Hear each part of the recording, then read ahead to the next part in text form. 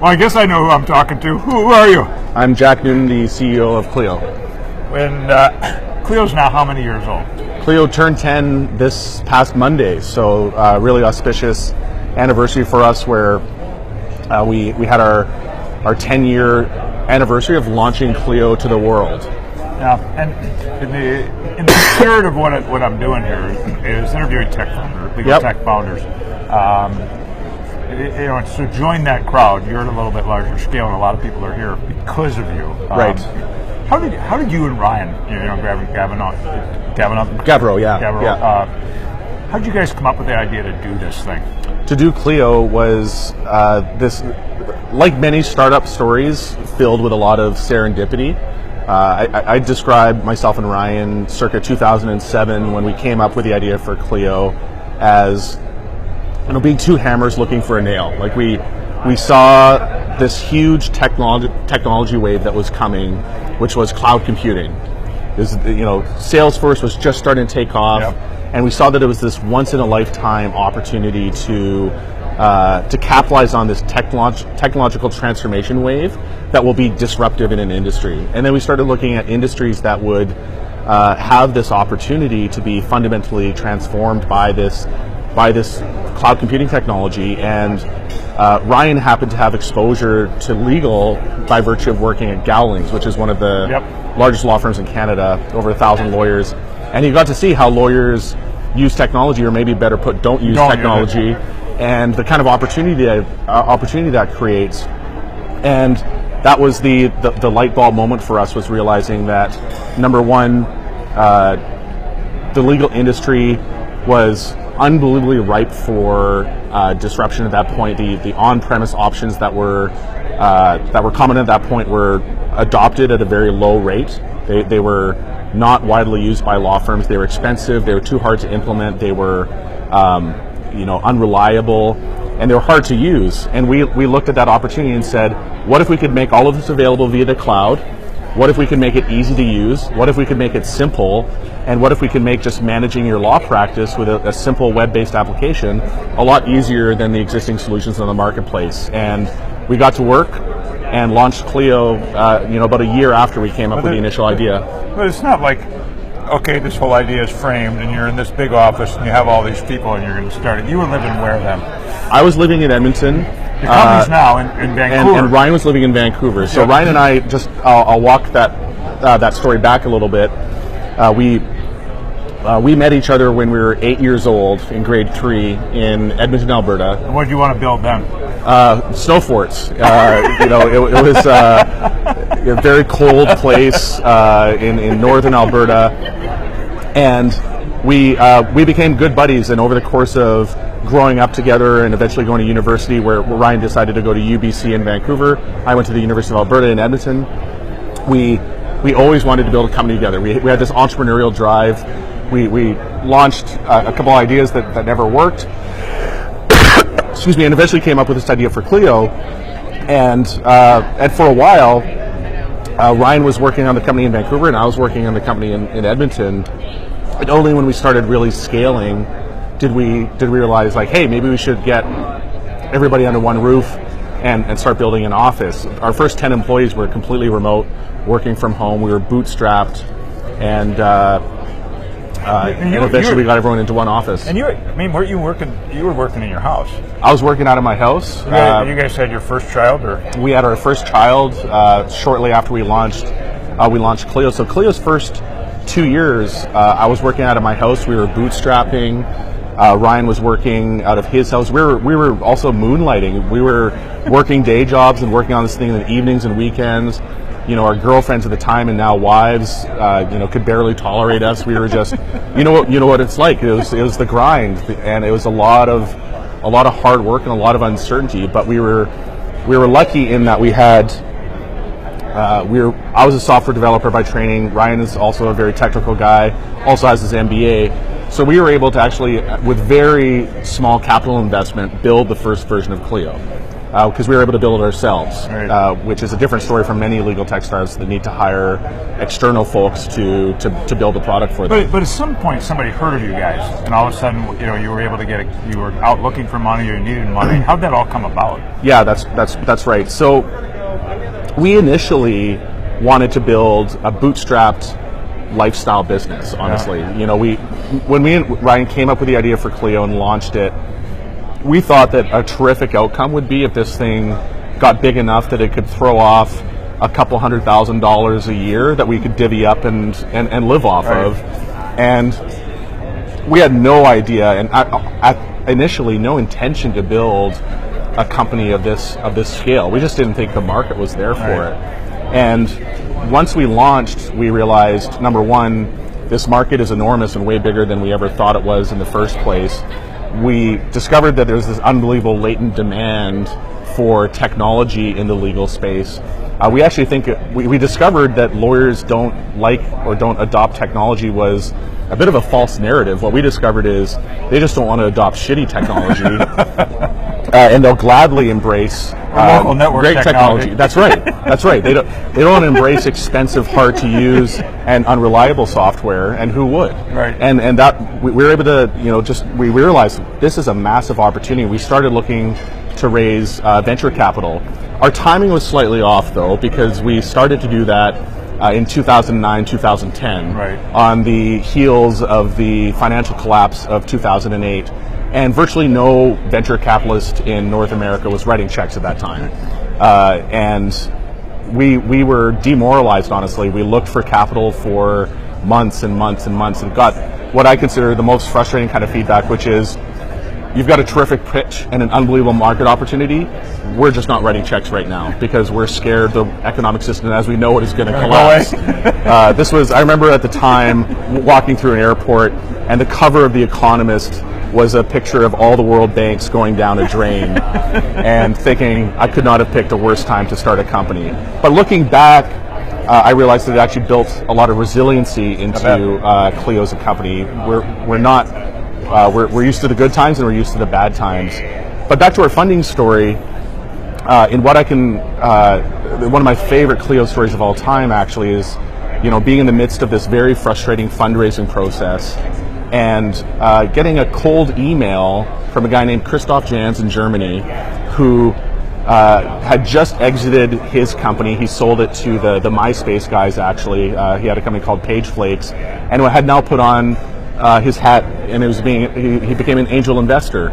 And he cold emailed us and just said, "My name is Christoph Jans.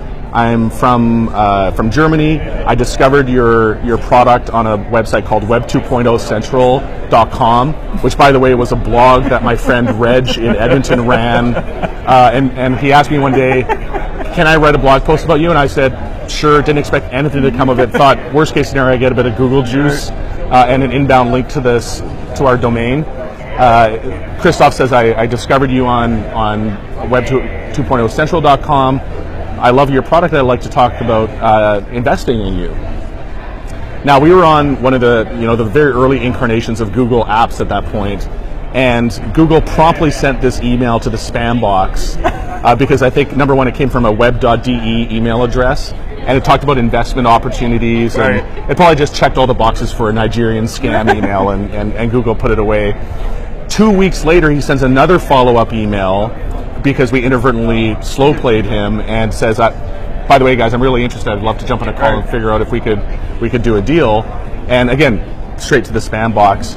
And in what I can only describe as an act of God, Ryan, while he's on hold with some vendor and just bored out of his mind, asks the question, I wonder what's in my spam inbox, which I don't think he's ever asked or done since, and just stumbles across this email from Christoph and forwards it to me and says, this looks legit.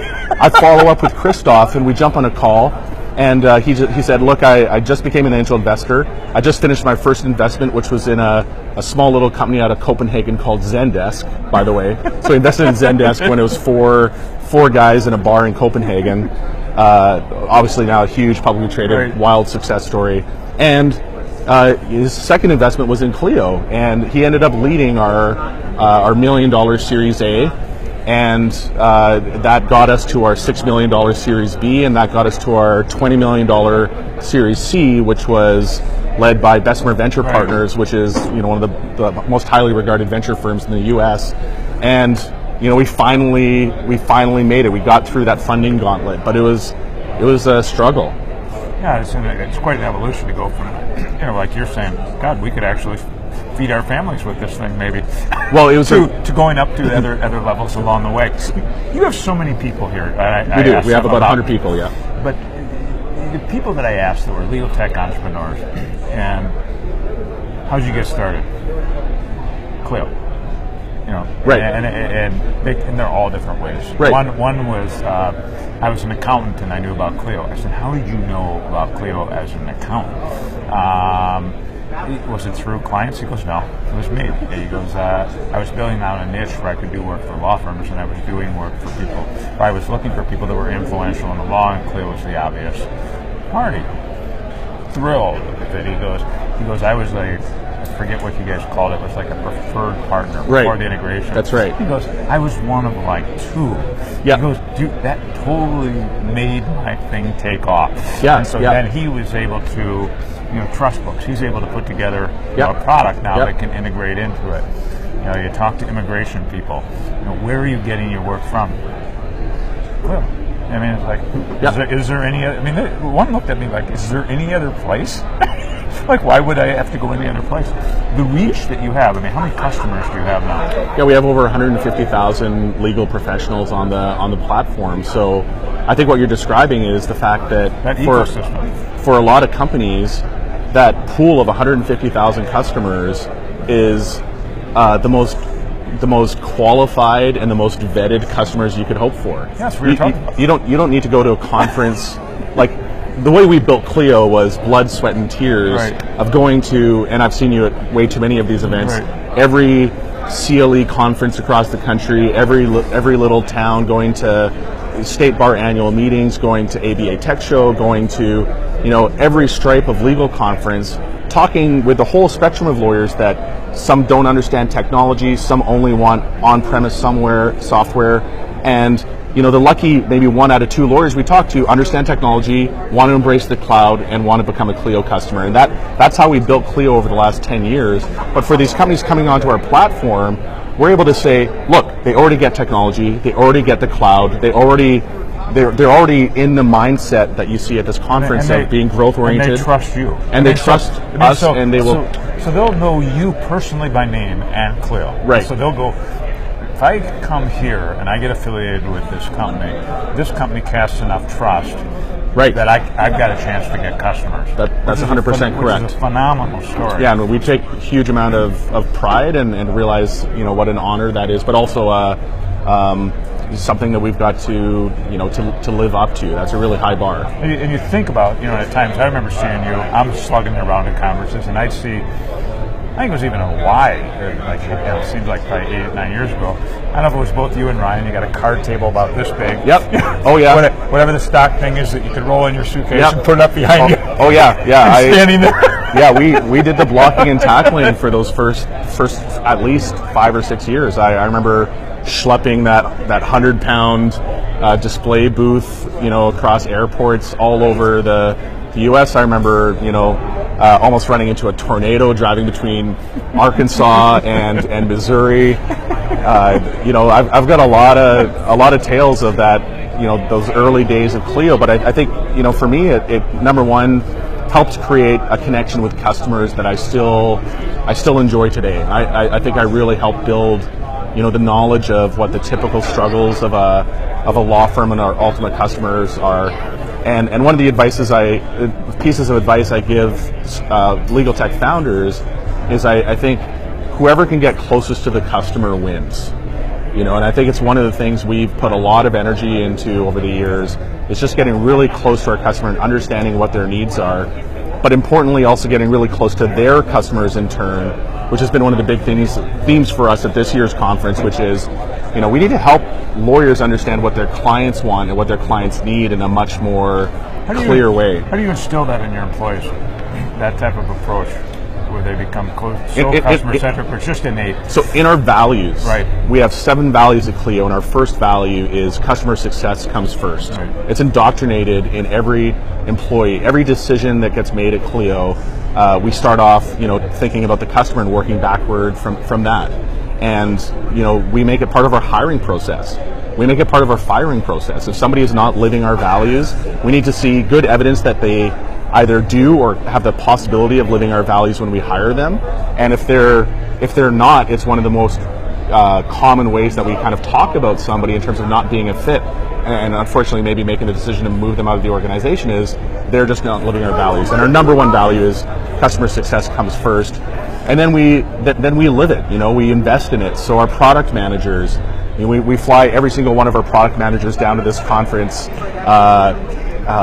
to interact with customers. One of the reasons we do ClioCon is we've got a third of our staff here that come away from this conference energized, passionate, and more psyched than ever to go and tackle this enormous both challenge and opportunity we have to transform the legal industry after interacting with customers on the ground.